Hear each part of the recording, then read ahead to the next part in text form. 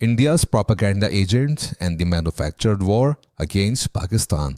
India's so-called independent journalists, often paraded as defenders of democracy and human rights, are in reality well-paid operatives promoting a dangerous anti-Pakistan agenda.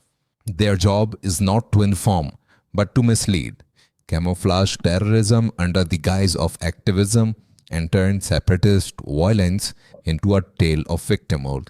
When DGISPR Major General Ahmad Sharif Chaudhry recently gave a fact-based, calm interview to BBC Urdu, it shook these self-righteous pundits unable to counter facts. They dismissed it mockingly.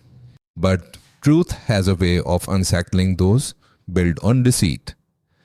The fake narratives about Balochistan, ranging from enforced disappearances to fake encounters, are mostly fueled by Indian intelligence agency RAW through proxies like BLA, BLF and BYC.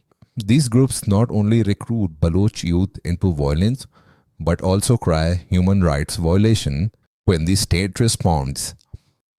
In reality, the Commission of Enforced Disappearances received 10,254 cases since 2011. 8,462 are resolved, disproving the myth of systematic state abductions. Most so-called missing persons are terrorists on the run, hiding abroad, or part of the armed groups. Accusations of fake encounters are made by those who sponsor terrorism.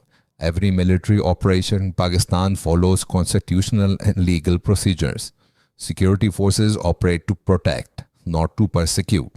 Today, Baloch youth are joining Pakistan's armed forces in thousands, proving their trust in the state.